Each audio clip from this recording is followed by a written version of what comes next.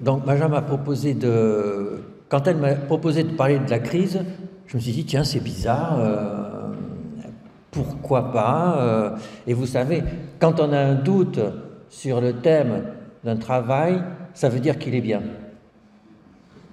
Parce que ça veut dire qu'en fait, on n'avait pas à réaliser qu'il y avait un sujet là. Et c'est vrai que le mot crise, on l'a dans la pratique quotidienne, quoi. Hein. Bon, ben voilà. D'ailleurs, dans le service où je suis en ce moment, il y a une unité de crise. Mais c'est juste comme ça, quoi. C'est une crise, c'est une unité de crise. C'est du langage parlé. Et en fait, là où je me suis rendu compte que c'était un vrai sujet, c'est que notre autorité de santé, alors que l'Agence régionale de santé de l'Île-de-France, en gros, c'est la structure qui nous donne des sous, alors même si c'est l'assurance maladie, mais c'est quand même eux qui sont à l'interface entre le politique et le soin, c'est un peu notre structure tutrice, quoi. Et donc, l'ARS d'Île-de-France est venue récemment, parce qu'il y a beaucoup de crises en Île-de-France en psychiatrie de l'enfant et de l'adolescent au décours de la crise Covid, hein, j'imagine que c'est pareil chez vous, hein, c'est à peu près pareil partout, et ils nous ont dit, bon, on vient travailler avec vous sur 2 sujets, les crises, les troubles neurodéveloppementaux. Alors là, je me suis dit, il y a un truc, effectivement, même si pour moi le mot crise ne voulait pas dire grand-chose, visiblement pour eux ça veut dire quelque chose, et si pour eux ça veut dire quelque chose, il faut travailler dessus. Hein. Alors, en fait, ce qui est intéressant, c'est que le mot crise n'est pas vraiment un mot du jargon médical. Et d'ailleurs, il a été créé dans le champ de la psychiatrie par des psychologues. Hein, on cite toujours le papier de Kaplan, 1964, et puis après plein d'auteurs qui parlent de crise. La crise du milieu de la vie, la crise de l'adolescence, etc., comme d'un déséquilibre. Un déséquilibre qui prend une telle proportion qu'il n'y a plus de capacité d'adaptation. Et donc on dit qu'il y a une crise. Alors, néanmoins, quand vous regardez dans le DSM, il n'y a pas vraiment le mot crise. Et ça, c'est intéressant. Alors même si c'est vrai que les psychiatres, on parle de crise clastique, de crise délirante, de crise suicidaire, de crise de panique. En médecine somatique, il y a la crise appendiculaire. Mais j'ai marqué sur mon petit carnet, c'est non officiel, vous voyez. C'est pas, quand un chirurgien parle de crise appendiculaire, c'est juste un petit côté tradit, quoi. C'est un petit côté old school, mais en réalité, c'est une appendicite aiguë. Et puis voilà, c'est pas la question que ça soit une crise. Et donc, en fait, si on rajoute le mot crise, en général, c'est parce que c'est spectaculaire. Il se passe quelque chose qui interpelle beaucoup. Et j'ai marqué aussi crise névrotique, point d'interrogation, point de suspension, point d'exclamation. Vous voyez, le jour où un névrosé fait une crise, ça veut dire qu'il va mieux. C'est vraiment pas leur façon de fonctionner. Bon, alors on peut dire ok, en médecine, il y a des situations de déséquilibre que l'on appelle crise. Ben oui, mais le problème, en fait, c'est que quand on essaie de définir ce qu'est un malade, eh ben on retombe sur exactement le même concept. Et là, je ne sais pas comment vous apprenez la définition de ce qu'est un malade ou une maladie à vos étudiants. En fait, figurez-vous que ça dépend des pays. Dans la tradition anglo-américaine, la notion de malade est très associée à la notion de normativité et de fonctionnement. Vous voyez ce que je veux dire, hein. Celui qui est malade, c'est, à un moment donné, j'imagine que la plupart d'entre nous, nous vivons, et puis ça marche à peu près, nous avons des hauts et des bas dans notre corps et dans notre esprit, et puis voilà, et par moment, le malade, et donc nous sommes dans la norme du fonctionnement des êtres humains. On a des reins, des poumons, etc., et de l'oxygène qui rentre, de l'urée qui sort, et ça fait qu'on vit. Mais par moment, ces organes dysfonctionnent et on devient malade. Voilà, ça c'est la vision traditionnelle. Même encore, il y a un philosophe nord-américain qui s'appelle Boost, qui continue à travailler sur ce sujet. Or, vous savez que c'est challengé parce que tout ce qui est normatif est quelque part discriminant. Et il se trouve qu'il y a un philosophe français qui, il y a longtemps, hein, pendant la Seconde Guerre mondiale, qui est Georges Canguilhem, qui a écrit Le normal ou pathologique, et il dit qu'un malade, c'est pas du tout ça. C'est pas du tout ça. Il dit un malade, en fait, c'est celui qui est en déséquilibre. C'est-à-dire, nous sommes en équilibre. C'est pas une question de normes, c'est une question d'équilibre. Et vous voyez, la différence, c'est qu'en fait, eh bien, est-ce qu'un névrosé est malade? Ben, ça dépend. Ça dépend. Parce qu'il n'est pas dans la norme, il est différent. Mais en fait, s'il trouve un équilibre à l'intérieur de sa névrose, eh ben, il peut vivre comme ça toute sa vie. Et puis voilà. Alors peut-être qu'il sera malheureux, peut-être qu'il va voir un psychothérapeute pour essayer de comprendre pourquoi il est comme ça, mais c'est une autre histoire. Ce n'est pas forcément qu'il est malade. Et on a un peu la même chose en médecine somatique, hein, quelqu'un avec le handicap. Hein, quelqu'un va avoir un dysfonctionnement de son appareil musculo-squelettique. Ah ben, il ne peut pas courir le 100 mètres en 15 secondes, d'accord, mais il va pouvoir vivre quand même. Hein. Et donc il a trouvé, ou elle a trouvé, un équilibre dans sa vie, et donc cette personne n'est pas malade. Et vous voyez là, quand même le changement épistémologique, hein, de dire que celui qui est malade, c'est celui qui est en déséquilibre. Et qui d'ailleurs, il est tellement en déséquilibre qu'il ressent le besoin de sonner à la porte de quelqu'un pour se faire aider. C'est la plainte, voilà, c'est la plainte qui crée le malade. Le malade, dans la rupture qu'il a en tant que sujet vivant. Et bien, du coup, par définition, le malade est en crise. Alors, donc on pourrait dire, bon, ben voilà, il n'y a pas de souci. Ah oui, mais sauf que, en fait, je vous l'ai dit, la crise, elle est spectaculaire. Or, parfois, nos malades, ils sont en crise, mais ça ne se voit pas. Et mon agence régionale de santé, eh ben, elle a ça comme problème, c'est que quand ils sont arrivés, ils ont dit, ah, on va travailler sur la crise et les troubles du neurodéveloppement, ben, j'ai quand même dit, enfin, vous savez, la majorité de nos patients, ils ne sont pas comme ça, hein. Ah oui, oui, on sait, mais c'est pas grave. Vous voyez la réaction, hein, on sait, mais c'est pas grave. Alors, pourquoi ils ont dit que c'est pas... Enfin, de quel droit qu'un patient déprimé, voilà, qui a un TOC, bah, c'est pas forcément une crise, hein, et c'est pas un trouble du neurodéveloppement, et de quel droit alors, bah, on va pas s'en occuper, puisqu'implicitement c'est ça qui est dit. Eh bien, c'est parce qu'il embête personne. La crise, ça embête la société. Parce que ça se voit. Les gens, ils arrivent aux urgences, ils foutent le bazar. Les pédiatres ne sont pas contents. Donc on appelle les pédopsychiatres pour gérer la crise comportementale ou émotionnelle, etc. Donc, ça, c'est un... Et puis le trouble du neurodéveloppement, eh ben, il y a neuro dedans, donc du coup, ça fait sérieux, c'est des vraies maladies, c'est pas un truc flou comme qu'est-ce que c'est qu'une dépression chez un enfant, ou d'ailleurs même nous, honnêtement, c'est un peu compliqué parfois. Hein. Donc, il y a un problème, c'est qu'eux parlent de crise, nous les voyons aussi, mais nous ne voyons pas la même chose qu'eux. Parce que nous, effectivement, quand on parle avec un enfant, avec une famille, on est capable par moment de voir qu'ils sont effectivement en rupture dans leur existence, mais que personne autour d'eux ne s'en rend compte. Et puis ça, il faut qu'on le fasse savoir. Parce que c'est de notre responsabilité de faire que tous nos patients puissent être pris en charge, et pas seulement les patients qui ont des problèmes qui se voient ou qui interpellent la société. Alors, du coup, dans les minutes qui suivent, je vais essayer de réfléchir avec vous autour de ça.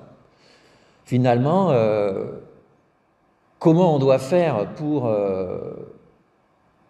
que nos concitoyens, en particulier les décideurs, comprennent notre métier et comprennent pourquoi nos patients ont besoin de soins, premier point. Et puis deuxième point, quand même, pour y arriver, ben, il va falloir qu'on se pose des questions nous-mêmes. C'est qu'en fait, tout ce que je viens de vous dire, c'est pas si clair que ça. Vous voyez, par exemple, quelle est la définition d'un patient pédopsychiatrique?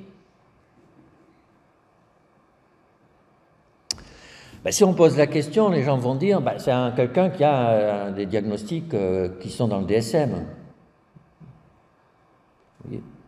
Sauf que le DSM, il a été construit à partir de patients qu'on a vus. Vous voyez, il y a un problème de circularité, quoi. Hein.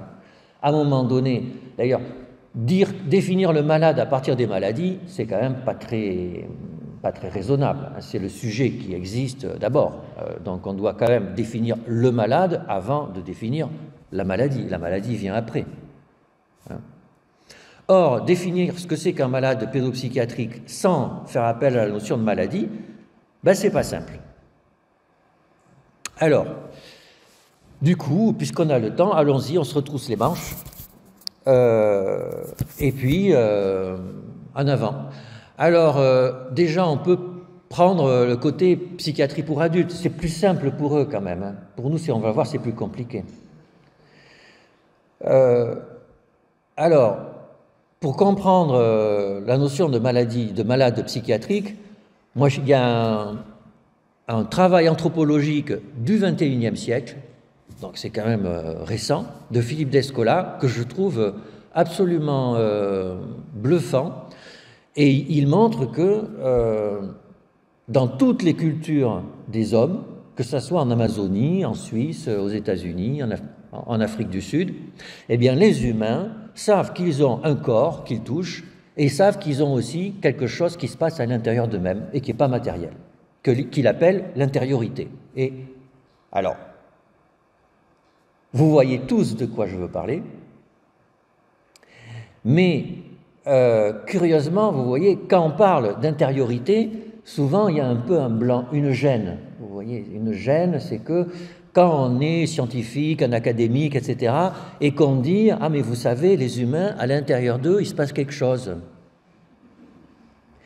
Eh bien, les gens se disent « Mais il veut parler de quoi, là? De la religion, des trucs comme ça, enfin, c'est pas très sérieux. » Ben oui, mais bon, nous sommes tous comme ça.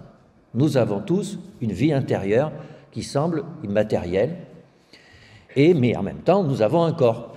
Et il se trouve, donc voilà, ça c'est un invariant. Alors on pourra en discuter, d'ailleurs, Philippe Descola, il explique en quoi intériorité et physicalité diffèrent d'une culture à l'autre. Mais nous sommes tous comme ça. Alors ça, premier point. Deuxième point, ben, parfois dans la vie, on ne va pas bien, voilà. Bon, ben, ça fait 2 ans qu'on a plein de raisons de ne pas être super en forme, mais on fait face, et d'ailleurs on est ensemble et on se soutient et voilà, on surmonte nos difficultés et ça arrive pour tout un tas de choses. On a pu, de temps en temps, on se sent pas bien dans son corps, on dit « Ah, j'ai la crève, ça va pas, voilà. » Et votre entourage, vous voyez, vous dites « J'ai la crève, ça va pas », et votre entourage a compris que c'était un signal pour dire « Je suis vulnérable en ce moment, on ne peut pas me demander tout ce qu'on me demande d'habitude. Donc, s'il vous plaît, un peu de bienveillance. » Et ça marche, hein. Ça marche très très bien. Est-ce que vous êtes malade dans ces cas-là? Moi, je dirais non. Oui, je dirais non. Je dirais non, pourquoi? Parce que ça reste entre nous. Vous voyez, je ne vais pas bien, bon, parfois on ne dit rien, puis parfois on dit « Ah là, j'ai besoin d'un peu de bienveillance. » Mais c'est la vie. Alors ça peut être une petite grippe, hein, mais ça peut être une rupture sentimentale, ça peut être un deuil. Hein. Vous voyez, on dit « Ah ben, un tel, tu l'as vu, ah ben, il a perdu sa mère. » Ah oui, d'accord, ah ben, je vais lui envoyer un message, etc. Vous voyez, il y a une souffrance, il y a une rupture, hein, mais ça va, la société prend en charge tout ça, hein, il y a d'ailleurs le rituel de deuil, etc. On se débrouille, on n'est pas malade psychiatrique. Hein. Et puis, par moment, on va mal, mais on ne va pas dire que c'est juste une crève. Et la plupart d'entre vous, malheureusement, vous avez déjà expérimenté ça, hein, une colique néphrétique, une crise d'appendicite aiguë, une grippe, hein. Une grippe, ça peut être juste « Ah, ça va pas, j'ai une crève », mais vous pouvez être complètement sidéré au fond du lit, vous ne pouvez plus bouger, vous ne pouvez même plus penser, et vous réalisez que vous êtes mortel, hein, et désespéré. Et là, on a besoin d'un professionnel, on a besoin d'aide. Oui, on a besoin d'aide, et on fait appel à un médecin quand on a la grippe. Et par moments, on est en rupture à l'intérieur de soi-même, dans son intériorité. Hein, quand c'est la grippe, on sent hein, que le corps est complètement affecté, hein, on ne peut plus bouger. Même si on souffre à l'intérieur de soi, le corps nous domine. D'ailleurs, quand on a une grosse grippe, on ne peut plus penser. Mais par moments, la souffrance est à l'intérieur de vous. Elle n'est pas projetée sur le corps. Eh bien, à ce moment-là, vous êtes un malade psychiatrique. Donc la psychiatrie, un peu, c'est stigmate du dualisme corps-esprit dans l'expression d'une plainte, d'une rupture qui conduit à une plainte pour contacter un professionnel. Alors bien sûr, il y a une zone grise, hein, bien sûr, c'est pas le dualisme corps-esprit, ça marche en tant qu'expérience vécue, mais en tant que réalité, dès qu'on prend du recul, ben, on sait bien que notre intériorité, elle est quand même liée au fait qu'on ait un cerveau. Et que quelqu'un qui a un cancer, qui a une tumeur du côlon, c'est bien son côlon, c'est pas son intériorité, sauf qu'il a peur de mourir et il souffre à l'intérieur de lui, on est bien d'accord. Et puis quelqu'un qui fait une attaque de panique, il est essoufflé. Donc il y a une zone grise, hein, qui va faire d'ailleurs, on va voir ça tout à l'heure, que le psychiatre, on va se poser la question du fait qu'il doit être médecin. Et ça vient de là, sûrement. Donc, voilà le patient psychiatrique. Alors après, le patient pédopsychiatrique. Alors vous me dites, là, d'ailleurs, les collègues psychiatres pour adultes, ils disent spontanément, c'est pareil en modèle réduit. Mais, sans blague, hein, je ne me moque pas. Hein, c'est un patient pédopsychiatrique, c'est un enfant qui est un malade psychiatrique. Alors je vous vois sourire parce que vous savez en fait que ça ne ressemble pas à ça en général. Alors, en général, hein, on peut avoir un enfant qui fait des attaques de panique, ça ressemble vraiment à un adulte qui fait des attaques de panique. Mais la plupart de mes patients qui viennent me voir pour la première consultation, ils ne savent pas pourquoi ils viennent me voir. Ce n'est pas eux qui expriment la plainte, hein, c'est l'entourage. Alors bien sûr, tout le monde va dire « Ah oui, mais ils ne savent pas encore qu'ils sont malades, etc. » Ah oui, non. Souvenons-nous, être malade, c'est en rupture, c'est une rupture en soi. Or, vous prenez un enfant hyperactif qui a 6 ans, qui bouge, etc. À 6 ans, en général, ils ne sont pas malheureux. Un peu, parce qu'ils sentent qu'il y a un truc, quoi, qu'on les regarde différemment, que les parents ne sont pas contents, mais ils sont pleins de vie, pleins d'énergie, et ils ne sont pas proprement... D'ailleurs, il y a 100 ans, on n'aurait jamais dit qu'ils étaient malades. Donc du coup, il y a une vraie différence de définition. Et donc du coup, moi je vous propose celle-là, c'est un peu alambiqué, mais à bien y réfléchir, c'est un peu ça, hein, le malade pédopsychiatrique, c'est le lieu d'expression d'une plainte collective, focalisé sur un enfant ou un adolescent, qui est en rupture du fait de son fonctionnement psychique ou de son comportement. Vous voyez, c'est le lieu d'expression d'une plainte collective, c'est-à-dire la famille, les enseignants, les voisins disent « Oh là là, ça va pas hein. ». Donc on l'amène, et puis on l'amène lui. Hein, on dit « Ah, il a un problème », alors que vous, bien sûr, vous savez qu'en général, c'est plus compliqué que ça. C'est un système. Hein. Donc, mais c'est focalisé sur lui, et puis c'est en rapport avec son fonctionnement psychique ou son comportement. Et donc c'est là qu'on voit que c'est compliqué. En fait, la définition du patient pédopsychiatrique, elle est plus compliquée que celle du patient psychiatrique, qui est plus compliquée que celle du patient somatique. Mais c'est comme ça. C'est comme ça. Alors, du coup, on en arrive, comment on va s'en occuper de ce patient? Et c'est là quand même que, puisqu'on doit parler d'organisation de système de soins, il y a une vraie question, c'est est-ce qu'il est légitime que ça soit un médecin qui s'occupe de ce type de plainte? Alors, curieusement, dans la plupart des pays, c'est le cas. C'est-à-dire que dans la plupart des pays, d'ailleurs, c'est dans tous les pays, parmi les médecins, il y a des psychiatres qui s'occupent des malades psychiatriques. Donc on dirait quand même, mais dans beaucoup de pays, il y a eu un questionnement autour de ça. Et figurez-vous que du temps d'Hippocrate, en fait, qui a un peu construit notre médecine, c'était pas si clair. Je vous conseille la lecture du livre de Jackie Pigeot, Les maladies de l'âme, étude sur la relation entre l'âme et le corps dans la tradition médico-philosophique antique. Donc c'est un énorme livre sur comment, il y a 2000 ans, comment on articulait le soin somatique et le soin psychiatrique. Et donc Hippocrate, il dit clairement que l'âme appartient au philosophe et le corps appartient au médecin. Et d'ailleurs, dans la tradition, les sophistes, vous savez, sont considérés comme les premiers psychothérapeutes, par beaucoup. Ils se faisaient payer en échange de la parole pour aider les gens. Alors après, ils faisaient de la politique aussi. Il y a des psys qui font de la politique aussi. Hein. Donc, vous voyez, pour Hippocrate, ben non. D'ailleurs, Hippocrate dit que beaucoup de poètes, d'hommes politiques sont mélancoliques, etc., que même, enfin, ça participe à la grandeur de l'homme, d'être en souffrance, etc. Donc il y a ça. Mais en même temps, il y a Célius Aurélien qui dit « La manie, c'est une affection du corps et pas de l'âme. La preuve, c'est qu'aucun philosophe n'a jamais soigné un cas de manie. » Alors, vous savez que la manie du temps des Grecs, c'était pas exactement la même que ces maniaques, c'était toutes les crises comportementales avec agitation, etc., dont la manie peut faire partie. Et donc, c'est vrai que vous avez un patient en état d'extrême agitation aux urgences, c'est sûr que si vous appelez un philosophe, ça va pas marcher. Hein. Donc, on voit cette tension entre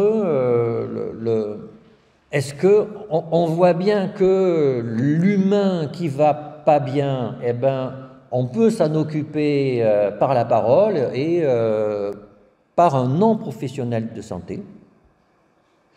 Mais par moment, cet humain qui va pas bien à l'intérieur de lui, eh ben, c'est trop et à ce moment-là, ça suffit plus et en fait, on se rend bien compte qu'on a besoin d'un médecin. Et c'est très frappant comme aujourd'hui, alors qu'il y a plein d'interrogations finalement, les pédopsychiatres, puisqu'il y a des troubles du neurodéveloppement, est-ce que c'est pas des neuropédiatres? Vous voyez, on pourrait avoir des psychologues et des neuropédiatres, et puis voilà. Mais en fait, les mêmes personnes qui disent ça, quand elles ont un enfant avec un problème psychiatrique, elles nous l'amènent. Vous voyez, comme s'il y avait une évidence en réalité. Vous voyez, et d'ailleurs c'est très touchant de voir, parce que bon, en France aujourd'hui, il y a une énorme tension sur le système de soins pédopsychiatriques, énorme. Donc on reçoit plein de messages électroniques de gens qui veulent des consultations et qui trouvent votre mail sur Internet.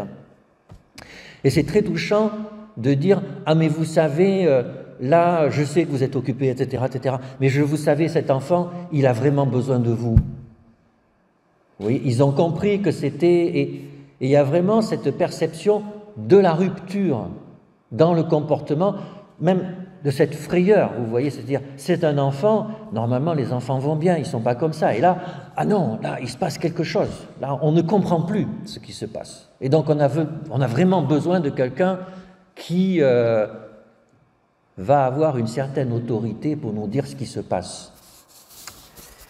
Et j'en arrive à cette histoire d'autorité, parce que dans un système de soins, ben, l'autorité, c'est pas négligeable en fait.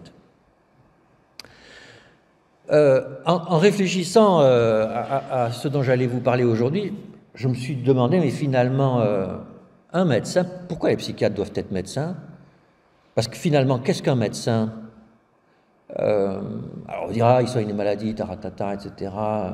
Ben non, un chirurgien esthétique, c'est un médecin, ben, il ne soigne pas de maladie. Est-ce que vous pensez qu'on donnerait le droit de faire de la chirurgie esthétique à un non-chirurgien? Jamais de la vie. Jamais de la vie. Eh bien, je pense que, au fond du fond, aujourd'hui, dans nos sociétés occidentales, au fond, le médecin, c'est celui qui est légitime pour agir sur l'intérieur du corps. Et figurez-vous que vous avez sûrement remarqué que l'intérieur du corps, dans nos sociétés, eh ben, c'est un tabou. On parle beaucoup de notre corps. Hein. Ah ça, le corps, on y fait attention, on va à la salle de sport, etc., on mange bien, mais c'est pour notre corps fantasmé. Hein. Mais pour notre corps, là, celui qui saigne et qui est à l'intérieur de nous, alors là, je vous garantis qu'il n'y a plus personne. Hein. Et d'ailleurs, même, il y a toujours ce truc qui est complètement fascinant. Aujourd'hui, l'individu est quelque chose de très fort dans la société, mais l'individu, c'est-à-dire chacun d'entre vous, donc vous êtes des individus avec un corps, alors, on est tous d'accord, mais à l'intérieur de votre corps, il y a un cœur, il y a des poumons. Vous avez déjà vu votre cœur, vous le verrez un jour, vous l'avez touché, et alors, est-ce que c'est vraiment vous d'ailleurs, votre cœur?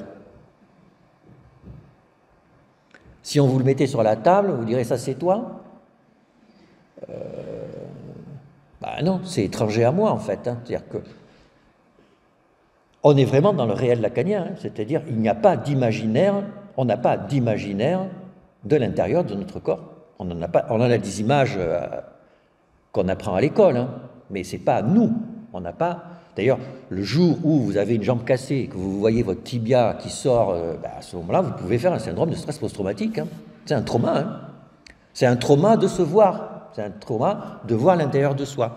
Et donc, c'est tellement fort que, eh ben, il y a une caste dans la société qui a le droit de toucher l'intérieur du corps. Alors, les chirurgiens, c'est extrême. D'ailleurs, tout le monde a la trouille des chirurgiens.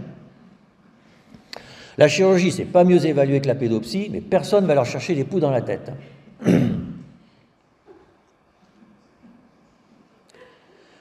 Après, le médecin, il donne les médicaments, et le médicament, c'est sacré, ça fait quelque chose à l'intérieur du corps.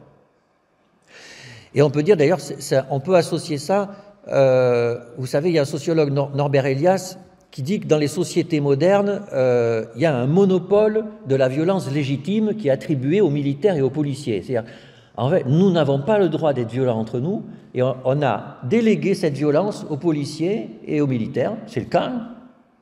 C'est le cas. Et en fait, on a délégué l'intérieur du corps aux médecins. Et au sens large, parce que les infirmiers vont en faire partie. Et là, on va rentrer dans le système de soins. Vous voyez, et le psychologue n'a pas légitimité pour travailler avec l'intérieur du corps.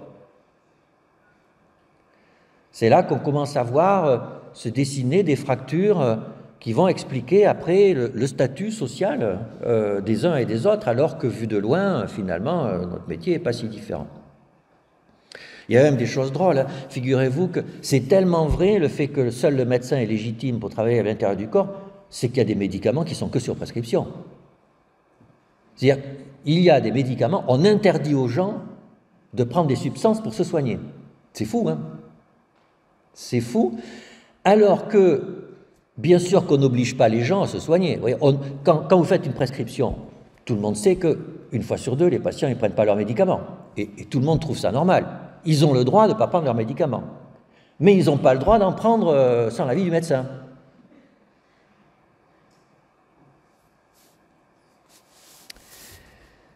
Alors donc, le médecin, fondamentalement, c'est ça. Et donc, on voit là que, par moment, comme Célus Aurélien le dit, quand quelqu'un a une manie, à l'époque, on voit quand même que l'intérieur du corps, ça joue, quoi. On voit bien que certains troubles psychiatriques, on sent que le cerveau est derrière et que ça va pas, quoi.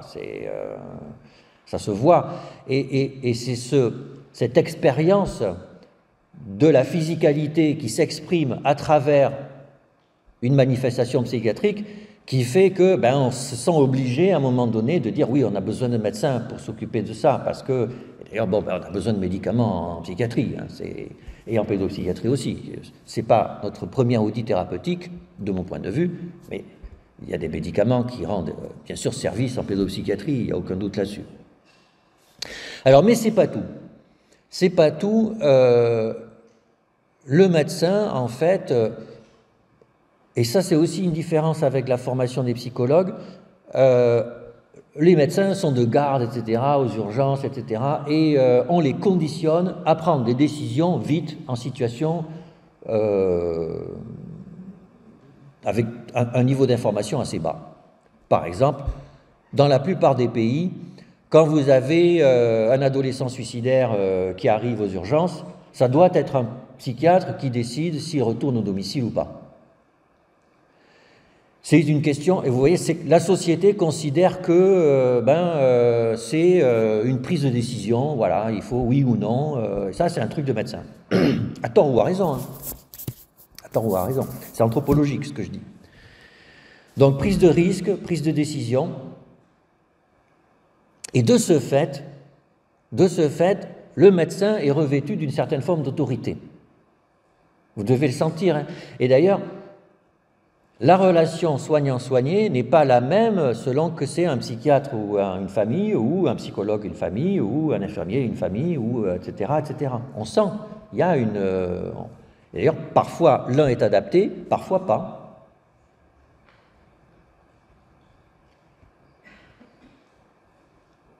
Alors, voilà ce qui fait finalement un médecin. Et il y a autre chose, alors je ne sais pas si c'est le cas en Suisse, en France ça ne l'est pas vraiment, mais il y a des pays en Grande-Bretagne où c'est le cas, c'est que le médecin est le gardien de l'argent. Alors ça peut avoir un impact majeur. C'est-à-dire, en Grande-Bretagne, vous savez, hein, le médecin généraliste décide de la légitimité de donner un soin ou pas au patient. C'est-à-dire qu'il accueille le patient arrive avec sa plainte, et le médecin va dire... Ben non, vous n'êtes pas encore assez malade pour que je vous soigne avec ça, parce que c'est comme ça. Il n'y a rien à dire. Et si vous avez mal à la hanche, vous avez une arthrose de hanche, et vous dites, ah voilà, et le médecin va dire non, vous n'en êtes pas encore au stade où on va vous opérer, parce que l'assurance maladie ne dépense pas de l'argent pour ça. Voilà, c'est pas encore assez grave. Alors, il y a plein de collègues français qui trouvent ça complètement pas éthique, sauf que il y a 10% du PIB de la France qui est attribué aux dépenses de santé. Si on en met beaucoup dans la prothèse de hanche, en général, on n'en met pas beaucoup dans la psychiatrie de l'enfant et de l'adolescent. Donc, en fait, on a beaucoup intérêt à parler d'argent. Beaucoup. Même si ça nous choque surtout souvent, parce qu'on dit s'occuper des enfants, ça n'a pas de prix, etc. Ouais, mais c'est les autres qui gagnent de l'argent. Aujourd'hui, vous savez, hein, il y a des thérapies cellulaires pour soigner des leucémies de l'enfant. Ok, c'est grave. 3 millions d'euros une injection. 3 millions d'euros une injection. Et nous, avoir 10 fois moins pour changer la vie d'un enfant, jamais on aura ça. Enfin, en tout cas, peut-être en Suisse, hein, mais pas en France. Hein. Donc, cette histoire d'argent est aussi et pose des questions aujourd'hui dans l'organisation du système de soins. Puis, je vais prendre un cas très concret. Hein. Jusqu'à présent, c'était les médecins qui prescrivaient la rééducation orthophonique. Mais la question se pose de savoir si c'est pas aux orthophonistes de décider si il est légitime ou pas qu'il y ait une rééducation. Donc la question se pose, parce qu'en fait un médecin ne connaît rien au problème de dyslexie, dysorthographie, etc. Déjà que les psychiatres ne connaissent pas beaucoup, mais alors les médecins généralistes, c'est juste pas possible. Et donc, vu de loin, ça n'a pas de sens. Mais de notre côté, qu'est-ce qui va se passer? Si les orthophonistes peuvent proposer des prises en charge, il y a un énorme risque que l'immense majorité des patients suivis en orthophonie soient les patients les moins sévères, parce que c'est les plus agréables et les plus faciles à soigner. C'est humain. C'est humain, et donc il faudrait former en plus les orthophonistes à sérier les patients par ordre de priorité de soins. Or, ce n'est pas du tout l'optique de la formation des orthophonistes aujourd'hui. Il y a un besoin de rééducation, je propose une rééducation. C'est logique, puisqu'il y a un besoin, donc je propose. Mais non, la logique médicale de proposer des soins, c'est d'évaluer la rupture, la crise. On en revient à ça. Est-ce qu'il y a suffisamment de souffrance pour que je puisse proposer un soin de façon légitime? Et ça, c'est une pensée très médicale. Et on a la même chose aujourd'hui qui est posée avec acuité. Vous savez que jusqu'à présent en France, il n'y avait pas de remboursement des psychothérapies en libéral, que là, il y a une proposition de rembourser 8 séances à 30 euros 8 séances à 30 euros après décision d'un médecin généraliste. Et donc les psychologues disent, mais quelle est la légitimité du médecin généraliste pour...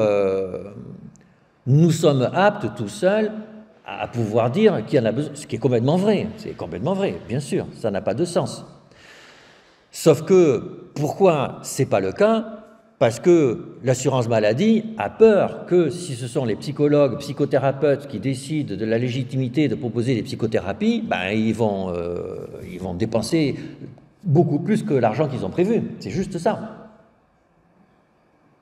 Donc vous voyez comme toutes ces questions de définition de qui fait quoi, qui est légitime pour faire quoi, certes c'est des problèmes théoriques, mais c'est aussi des problèmes très, très concrets d'organiser un système de soins. Alors, ok, revenons sur Terre. Du coup, il y a des problèmes très compliqués, mais comment fait-on pour organiser un système de soins pédopsychiatrique compte tenu de tout ça? Alors, en fait, tout le monde est d'accord. Tout le monde est d'accord, dans tous les pays, on sait qu'il faut un système de soins avec un accès hiérarchique. Donc, les soins, vous savez, les soins primaires, les soins spécialisés, les soins hyper spécialisés, c'est à peu près partout comme ça. Alors, sauf que quand on rentre dans le détail, le soin primaire, vous voyez, normalement, le soin primaire, c'est le médecin généraliste, le pharmacien, etc. Mais en pédopsychiatrie, qu'est-ce que le soin primaire? Et là, alors là, ça va dépendre des pays, parce qu'il y a, peut-être, je crois savoir que chez vous, dans les établissements scolaires, il y a des soignants, psychothérapeutes, psychologues, qui sont susceptibles de prendre en charge. Et donc, vous avez déjà un soin primaire, vous voyez, qui est non médicalisé au sens large.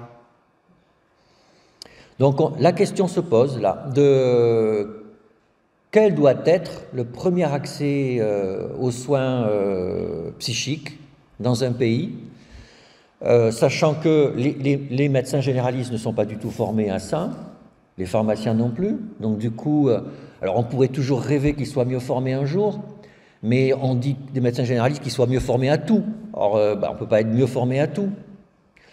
Donc là, il y a... moi, je suis partagé. Et plus ça va, plus je pense qu'il faut démédicaliser le soin primaire en pédopsychiatrie. Qui est un lien étroit. C'est vrai que le médecin généraliste va être au contact de la famille, comme l'enseignant va être au contact des familles, mais c'est juste un contact. Je pense qu'il n'y a pas... c'est trop compliqué pour considérer qu'il y aurait là un soin primaire. C'est un contact primaire, mais que le soin primaire doit être sûrement pas proposé à des psychiatres. Alors là, ça c'est un point de crispation avec certains collègues pédopsychiatres français, mais c'est juste parce que c'est juste pas possible. Vous voyez, c'est là encore une question d'organisation du système de soins. Il est juste impensable que des psychiatres s'occupent du premier contact de soins en pédopsychiatrie. Quand on regarde les prévalences épidémiologiques et le nombre de pédopsychiatres, même chez vous, où il y en a beaucoup plus qu'en France, c'est juste pas possible. C'est pas tenable. Donc voilà, donc un soin primaire, et puis après un soin spécialisé. Alors nous, on a les CMP, les centres médico-psychologiques, le concept n'est pas si mauvais, puis des centres surspécialisés, souvent universitaires, mais pas forcément pour les patients. Alors, mais c'est là que, quand on rentre dans le détail, vous voyez, le diable est dans le détail, comme on dit. En réalité, alors tout paraît simple, hein, en réalité c'est compliqué. Pourquoi? Parce que déjà, il y a le biais qui fait qu'il y a une hiérarchie. S'il y a une hiérarchie, ceux qui sont en haut sont les plus forts et c'est eux qui commandent. Et c'est vrai que, vous voyez, et ça, on est responsable aussi de ça vis-à-vis des politiques. Quand on dit c'est un centre spécialisés, ben, s'ils sont spécialisés, ils sont plus forts. Eh ben non. Eh ben non. Les gens qui sont très spécialisés, ils sont incapables de s'occuper des gens tout venant. Enfin, c'est pas les mêmes métiers. Mais ça, c'est un biais. Alors, bien sûr, ceux qui sont spécialisés, ils sont très forts dans leur spécialité. Effectivement. Mais, et ça, c'est dans tous les pays pareil. Ceux qui sont en haut de la hiérarchie de spécialisation sont considérés comme des experts, et donc c'est eux qui sont au contact des décideurs pour décider de l'organisation du système de soins. Et ça, c'est une catastrophe de santé publique. C'est une catastrophe. Parce que bien sûr, ils ne voient absolument pas ce qui se passe en soins primaires. Premier problème. Deuxième problème, alors oui, on organise, mais alors... en pédopsychiatrie, J'ai essayé de faire une petite liste des métiers qu'il y a. Bien sûr, psychologue, psychiatre, infirmier, infirmier de pratique avancée, on a ça maintenant, travailleur social, orthophoniste, psychomotricien, ergothérapeute, éducateur spécialisé, enseignant, aide-soignant, secrétaire très important, et les parents. Alors on dit, ah, c'est des soins intégratifs, tout le monde s'entend bien, mais en plus, est-ce que vous savez qui fait quoi là-dedans? Alors on a en parlé un peu de psychiatre et de psychologue, c'est compliqué, parce qu'au bout de 20 ans d'exercice, parfois il y a des psychologues qui ressemblent vraiment à des psychiatres, hein, et réciproquement. Alors il y a le statut social dont j'ai parlé, hein, la forme d'autorité, la prise de décision, il y a des différences, mais qui sont peu travaillées, qui sont peu verbalisées. Hein. Même infirmier de pratique avancée, quelle est la spécificité du soin infirmier? C'est un vrai sujet en pédopsychiatrie. Travailleur social, en fonction des pays, ça n'a absolument rien à voir.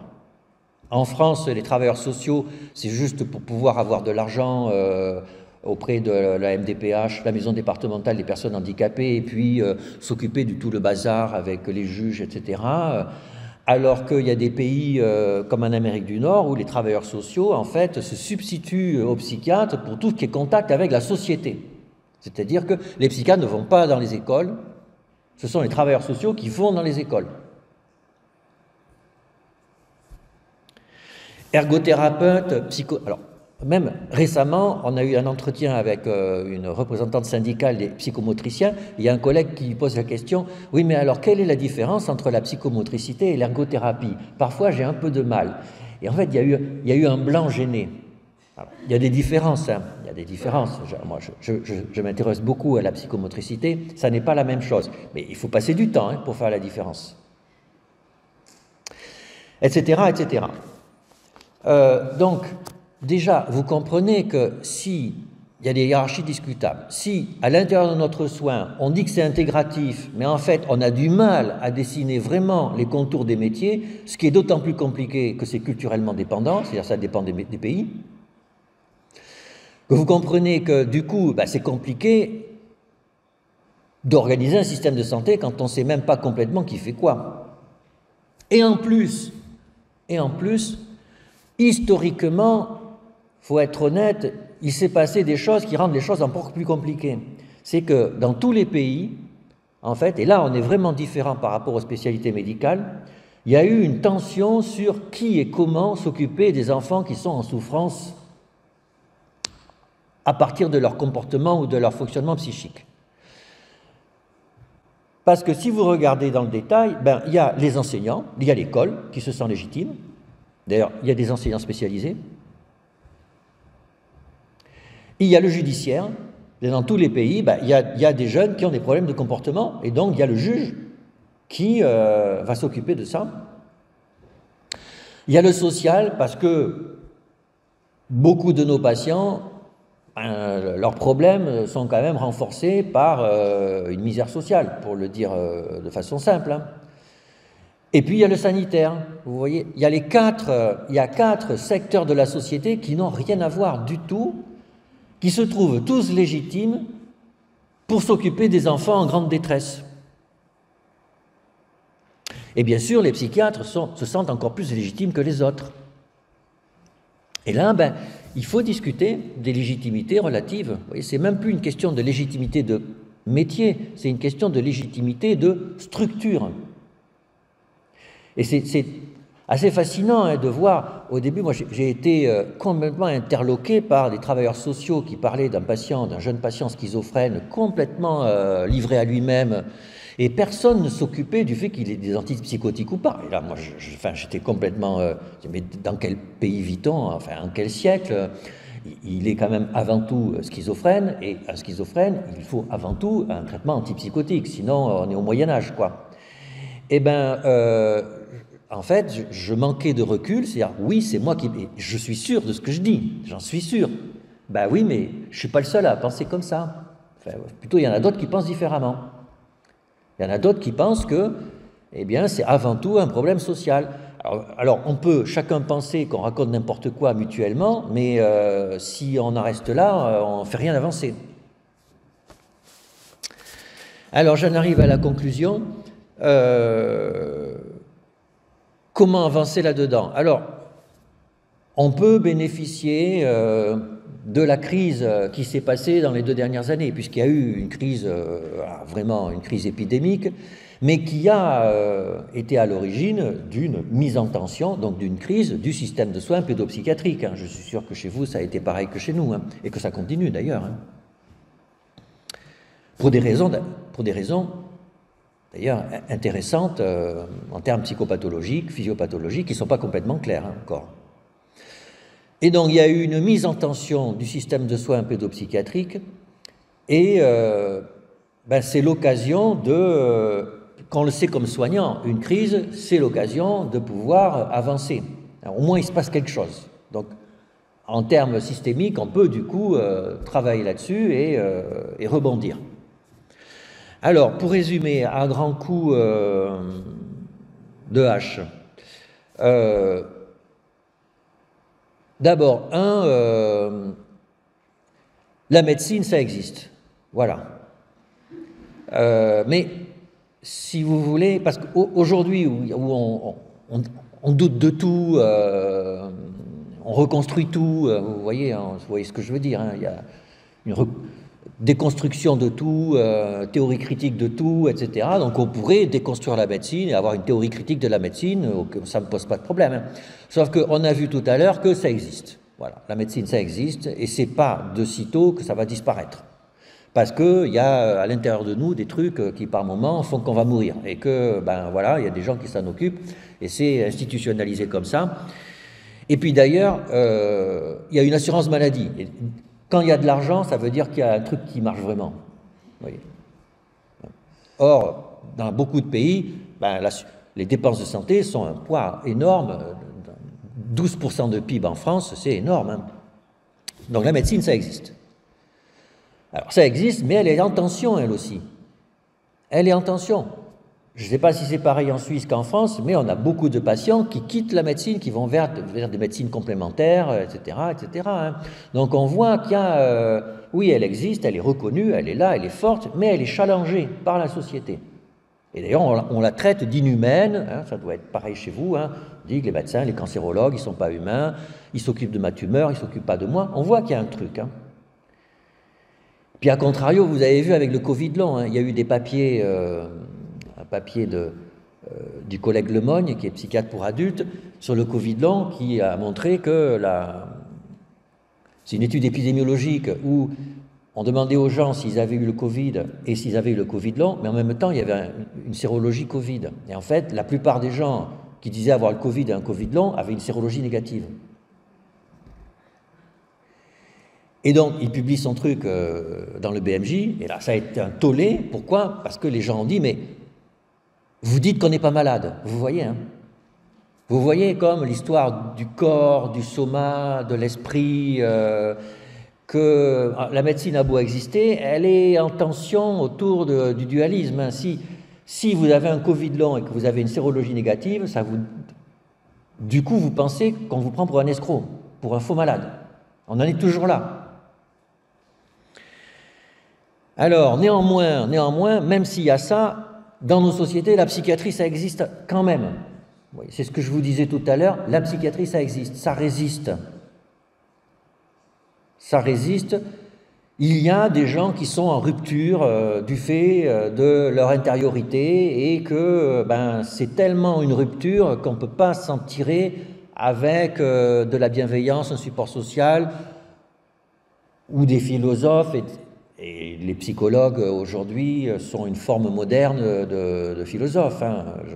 Je parle et je parle avec toi et de ce qui se passe dans ta vie et je suis formé comme ça et j'ai appris des choses. Hein.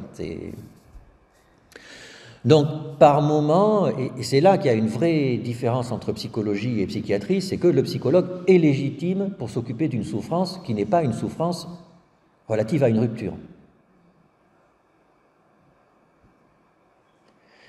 Donc la psychiatrie, ça existe, ça résiste, et la pédopsychiatrie, ça existe aussi. Voilà. Et si vous voulez, si je vous le dis, c'est qu'il faut qu'on en soit persuadé. Parce que regardez aujourd'hui le discours de beaucoup de collègues de VIP pédopsychiatres, on a l'impression parfois que la pédopsychiatrie n'existe plus. Hein. D'ailleurs, la notion de trouble du neurodéveloppement, qui a un tel succès, c'est quand même bien la tentation de dire que finalement c'est neuro, c'est pas psy. Hein? Donc regardez l'état de la recherche en psychopathologie en 2022. Hein. Regardez les publications dans les revues internationales à comité de lecture. Hein. Vous voyez, il y a une tentation. C'est comme si certains pédopsychiatres intériorisaient la stigmatisation qu'il y a contre la discipline. Et à la fin, on venait à penser que finalement, ça serait mieux si on changeait, comme ça, il n'y aurait plus de stigma. Non, parce que ça résiste. Il y a toujours les patients. On a toujours besoin de nous. Toujours. Donc, il faut qu'on se le répète sans arrêt. Alors après, qu'est-ce qu'il y a au centre de notre pratique? La rupture. Pour moi, c'est la rupture. Alors, et ça n'est pas la crise, parce que la crise, c'est ce que les gens voient. Or, la rupture, c'est ce que nous voyons. Et après avoir fait des entretiens qui prennent du temps pour essayer de comprendre ce qui se passe vraiment, c'est qu'il y a des crises parfois spectaculaires aux urgences qui ne correspondent pas à un problème psychiatrique. Et il y a des gens qui ne sont absolument pas en crise, mais qui sont en rupture et qui ont besoin de soins pédopsychiatriques, c'est évident. Et ça, c'est un métier. C'est un métier de parler aux gens et de comprendre s'ils sont en rupture ou pas, et de travailler là-dessus. Et pour moi, c'est le cœur de la pédopsychiatrie. Alors, néanmoins, il n'y a pas que ça. Il y a ce qui est avant la rupture et ce qui est après la rupture. Alors, avant la rupture, c'est la prévention. Et après la rupture, c'est la chronicité. Parce que sinon, il y a guérison. Et là, dans l'organisation du système de soins, se pose la question de qui doit faire de la prévention, qui doit gérer la chronicité. Eh bien, c'est pas évident. C'est pas évident parce que, vous savez, en prévention, on dit qu'il y a prévention primaire, secondaire, tertiaire. Prévention primaire, c'est augmenter le prix du tabac pour que les gens n'aient pas de cancer du poumon. En pédopsychiatrie, il y a ça.